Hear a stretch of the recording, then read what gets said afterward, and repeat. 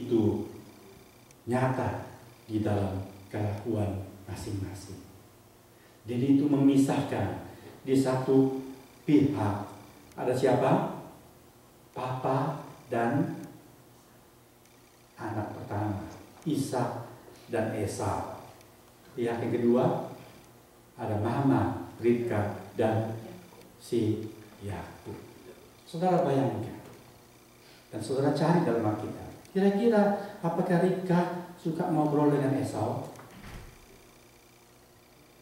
Karena ditulis Ribka omong-omong dengan Esau sampai begitu parahnya. Lalu Ishak favorit kepada Esau. Apakah Yakub merasakan itu? Bahwa papanya lebih senang kepada Koko daripada kepada dia? Rasa? Yes, pasti rasa.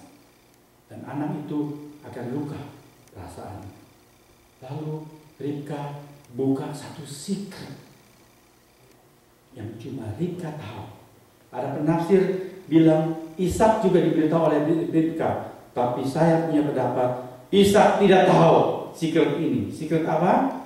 Secret yang Tuhan beritahukan kepada Ribka.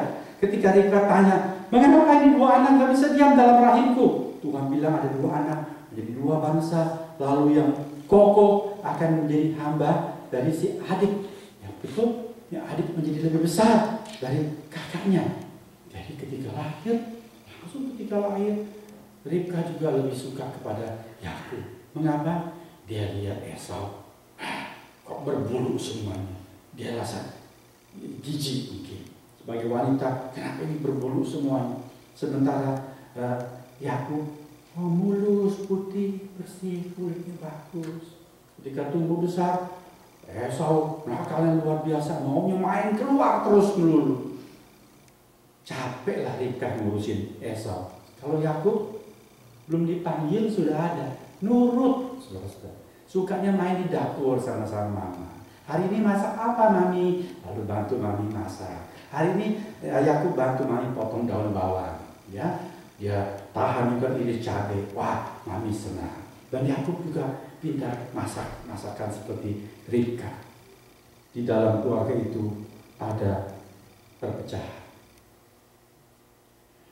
Ribka selalu ingat-ingat Tuhan bilang yang adik akan menjadi lebih besar dari si kakak.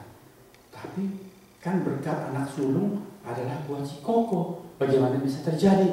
Jadi Ribka sering cerita menurut tafsiran saya kepada Yakub, kamu akan dijadikan lebih besar dari kakak. Yakub juga selalu ingat-ingat bagaimana caranya. Mama bilang nggak tahu. Tapi kalau kamu tidak dapatkan hak anak sulung, kamu tidak bisa lebih besar dari kakakmu. Ini pengajaran semua yang sudah kacau balau. Salah kan? Kalau Tuhan bilang adik akan lebih besar dari kakak, apakah harus dengan jalan merampas hak anak sulung? Tidak harus, saudara. Tuhan punya cara lain. Tuhan punya cara selalu yang suci, bersih, lurus jalannya. Bukan menghalalkan segala cara demi tujuan. Tetapi karena ayah dan ibu sudah terpecah seperti ini, anak-anak tidak mendapat asuhan yang baik. Ishak sendiri tidak punya minat rohani. Senangnya cuma makan yang enak-enak saja. Dia tidak pernah menasihati hal-hal yang rohani kepada Esau. Kemudian hari Esau hidupnya tidak karuan. Dia menikah dengan dua perempuan, dua-duanya bukan dari umat Tuhan. Menyedihkan hati Ishak dan Ribka. Belakangan hari ketika dia lihat bahwa ayah ibunya lebih senang dengan Yakub karena Yakub hidup baik-baik, kelakuan tidak seperti dia.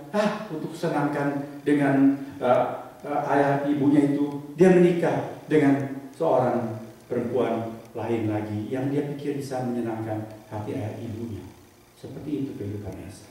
Karena ayah ibu yang salah di sini, saudara-saudara. Orientasi masing-masing orang tua itu penting. Ishak tidak punya orientasi rohani, tidak pernah ajar hal rohani kepada anak. Ribka orientasinya hak dan kebesaran. Dia pikir kebesaran dan kemuliaan itu diukur dengan harta benda dan kesuksesan duniawi. Jadi itu yang dia tanamkan kepada Yakub. Yakub selalu pikir hal-hal seperti itu saja. Saudara, hari ini kepada anak-anak kita, bagaimana kita tanamkan prinsip-prinsip kebenaran firman Tuhan. Hari ini kalau saudara pikir, carikan kegiatan ekstra buat anak. Hal apa yang kita carikan buat anak kita? Les apa? Itu akan mengukur bagaimana minat kita kepada hal-hal rohani. Apakah kita taruh minat untuk carikan buku-buku rohani buat anak-anak? Buku-buku biografi hamba-hamba Tuhan supaya dia baca dari kecil, dia punya hati yang lembut. Saudara, saya kalau lihat anak hati tidak lembut, hati saya susah. Saya selalu berpikir bagaimana dia punya hati takut kepada Tuhan, merasakan kasih Tuhan, supaya hatinya pun juga punya perasaan belas kasihan. Kalau dia kelihatan sombong, saya tidak suka. Saya sering keras kepada Karissa juga. Sampai hari ini saya masih bergumul terus. Bagaimana mendidik supaya anak itu menjadi anak seperti yang Tuhan suka. Tapi ada orang tua yang pikir supaya anak itu sukses dari depan. Bagaimana? Wah, ini kata kelihatannya dunia ini sekarang yang sedang dominan itu China. Ekonomi semua China. Kalau tidak bisa bahasa Chinese, bagaimana nanti anakku? Wah, nomor satu dia harus les bahasa Mandarin supaya nanti dia pintar jadi cukong. Cuma kita pikir supaya dia pintar jadi cukong saja. Kita tidak pusing apakah dia kenal Tuhan atau tidak. Saudara, meskipun dia berhasil jadi konglomerat, banyak harta benda, tetapi hatinya hampa, tidak punya Tuhan yang menjadi sumber kebahagiaan sejati. Buat apa? Nanti keluarganya juga berantakan. Apa? Kita ikut sedih. Marilah kita menjalankan hidup ini dengan hati-hati. Kita mau sukses, tapi kita harus dengan pakai cara Tuhan. Jangan seperti Yakub. Saya masih akan menguraikan banyak mengenai Yakub dalam khotbah-khotbah yang berikut. Dia pakai cara, bukan cara Tuhan. Nanti saudara akan lihat hidupnya itu banyak susah. Meskipun rencana Tuhan tetap jadi melalui dia, tapi dia melewati banyak air mata di dalam hidupnya, tidak bahagia. Kiranya Tuhan menolong kita mengelola rumah tangga baik-baik. Jangan sampai di dalam rumah kita ada dinding-dinding pemisah yang tidak kelihatan tetapi nyata. Tuhan memberkati kita masing-masing. Mari kita berdoa.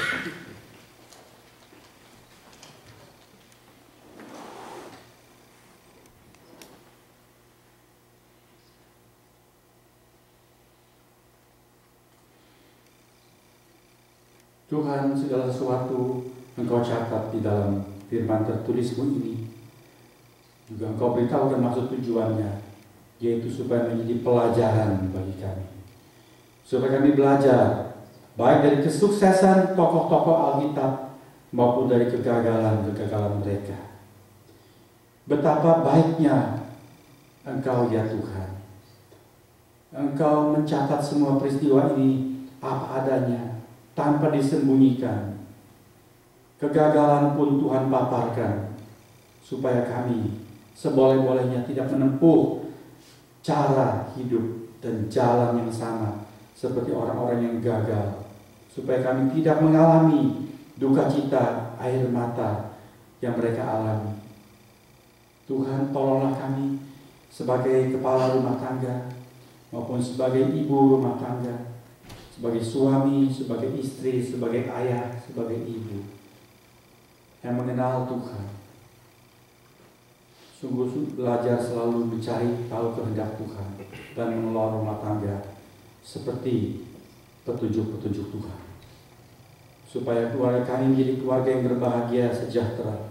Anak-anak kami dibekali, mereka tumbuh di dalam keluarga.